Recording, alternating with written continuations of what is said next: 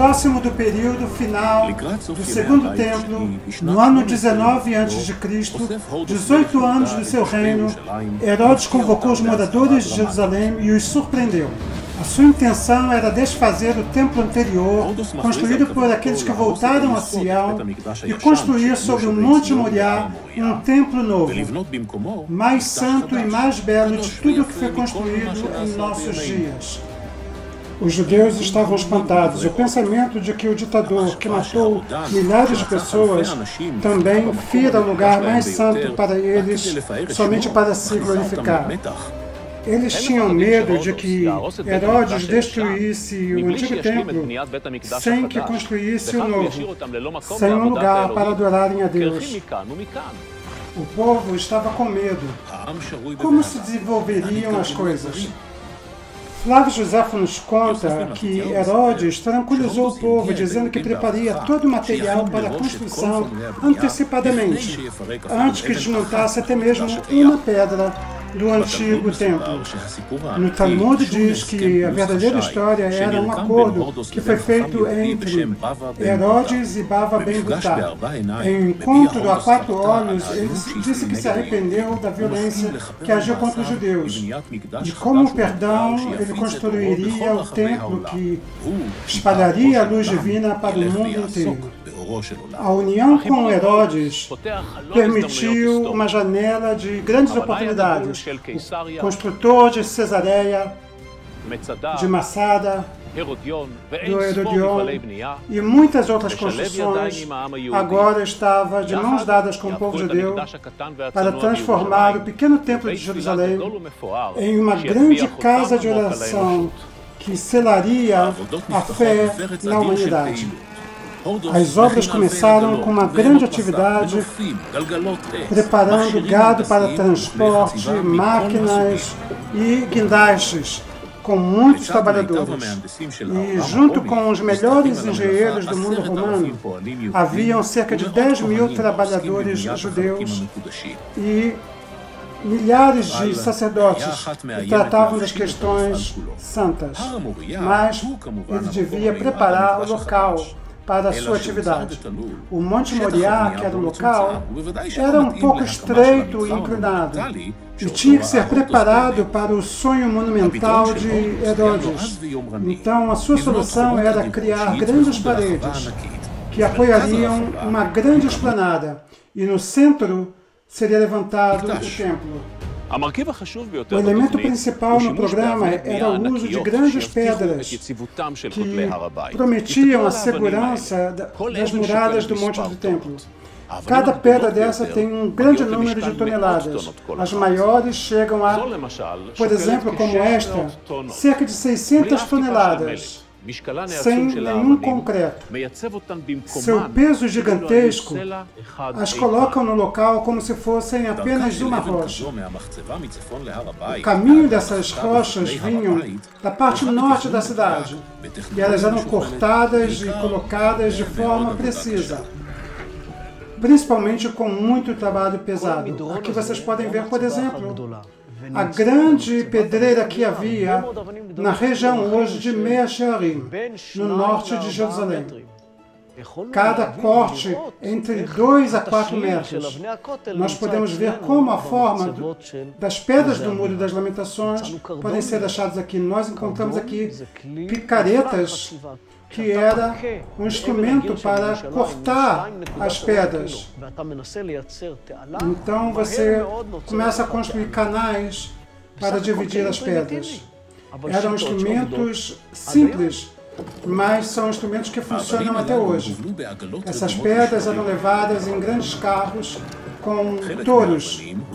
Parte das pedras eram levadas em carros com rodas e outras muito grandes eram levadas através de toras de madeira que eram colocadas embaixo e pessoas empurrando junto com os animais. Para levantar estas pedras na altura, eram utilizados guindastes de madeira e rampas de pedra, e tudo deveria ser posto com altíssima precisão. O que permitiu isso foi exatamente a moldura e o corte herodiano. o que permitia que através dessas linhas no corte da pedra poderiam se colocar alinhados junto com as outras pedras.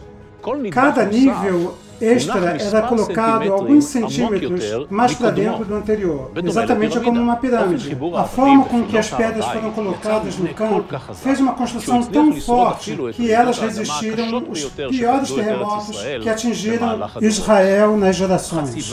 Corte, transporte, levantamento e colocação. Todos esses trabalhos precisavam de uma precisão muito grande, conforme uma sinfonia. Mas nem sempre isto aconteceu.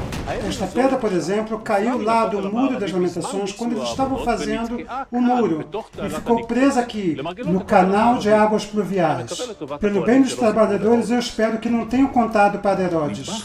Nível após nível, as pedras vão sendo levantadas e as paredes chegam até a altura de cerca de 30 metros acima da rua. As proporções do Monte do Templo são impressionantes. O Muro das Lamentações que nós conhecemos é apenas uma pequena parte de uma grande muralha de cerca de 500 metros. Só para termos uma ideia, a área completa do Monte do Templo chega a 144 metros quadrados, cerca de 30 campos de futebol. Mas o Monte do Templo é só a moldura. O principal é a construção do templo que está diante de nós. Vamos nos apressar, pois empecilhos podem surgir em qualquer momento. Os trabalhadores trabalham sem parar, desde a primeira luz até a escuridão. Conta-se no Talmud que mesmo que tenha chovido durante a noite fortemente, no dia seguinte ninguém perdia o trabalho. O vento soprava, a luz do sol raiava e as pessoas saíam para trabalhar, porque eles sabiam que um trabalho dos céus estava em suas mãos. Mas com toda a pressão, existem coisas que eles não abriam a mão. Nas sextas, o trabalho diminuía e, próximo do sábado, tudo se parava. É o descanso do Shabat, que envolvia Jerusalém. Professor Roni Reich, da Universidade de Haifa, no canto sudoeste do Monte do Templo. Eu estou aqui na esquina do Monte do Templo. Esta pedra é a pedra de cabeça do Monte do Templo. E é provavelmente a primeira que os romanos derrubaram, depois que conquistaram a cidade e começaram a destruí-la. E nesta rocha foi descoberta esta inscrição em hebraico claro. E vamos ler juntos. Levei Hatikiá para a casa do toque para... E eu completo para a casa do toque para separar entre santo e profano. E isso nos leva a Flávio Josefo, um historiador daquele período. Ele nos conta que na tarde de sexta-feira subia um sacerdote com uma trombeta na mão dele e tocava a trombeta para declarar a entrada do Shabat. E todo mundo que trabalhava nesse momento parava sua obra.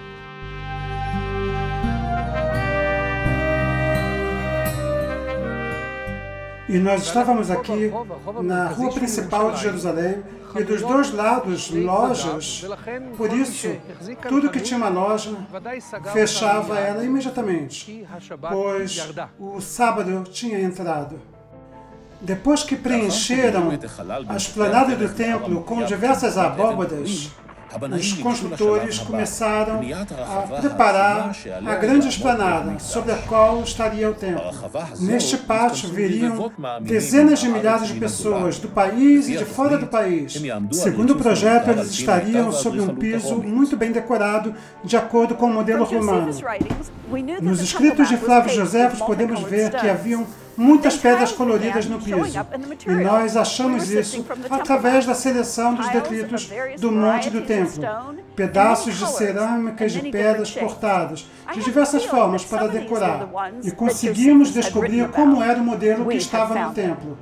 Aqui está um modelo fascinante, onde nós podemos ver, medindo os tamanhos e as formas, podemos determinar como era o piso e a sua forma geométrica, as pedras coloridas exatamente em frente aos meus olhos. Para mim, isto é como fechar um círculo. Eu cresci numa igreja católica nos Estados Unidos, antes de eu descobrir as minhas raízes judaicas e migrar para Israel. E agora eu posso reconstruir como era o piso por onde andaram os meus antepassados, cerca de 2000 anos atrás.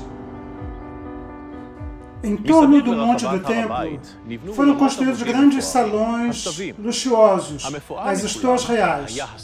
O principal deles era a estoa real, um local onde está hoje a Mesquita de Al-Aqsa. Era uma estoa, uma basileia, uma grande construção que era o maior de todas as construções até a Era Moderna. Flávio Joséfo nos conta em seu livro que esta construção era como se fosse uma floresta de colunas. Cada uma das colunas era feita de uma pedra só. E para abraçar, eram necessárias 3 pessoas que estendessem em suas mãos. Esta construção, que era uma espécie de basílica, era principalmente para atividades civis, além da tesouraria, de onde o Sinédrio também foi expulso, e estava junto do templo. Para entrar na estoa real, foi construída uma grande escadaria monumental, que partia desde a rua comercial, aqui embaixo, aos pés do Muro das Lamentações.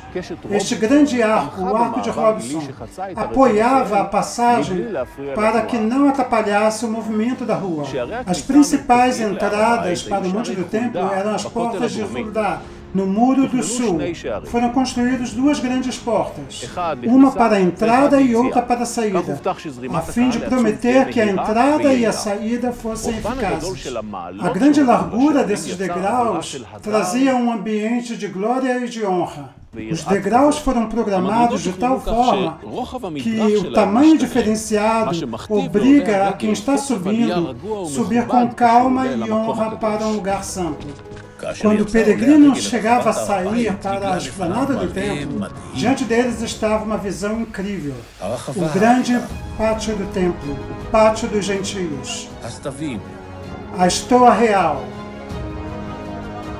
o pátio dos homens, os portais decorados, e no topo do monte, como um diamante, que decora a coroa, o Templo de Jerusalém.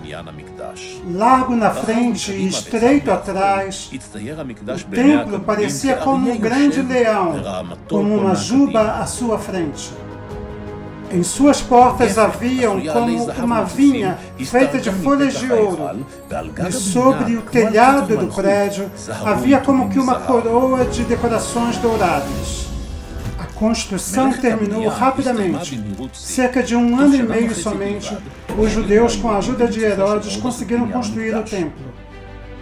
Diante dos moradores de Jerusalém estava posto o templo, uma das construções mais grandiosas e luxuosas do mundo antigo.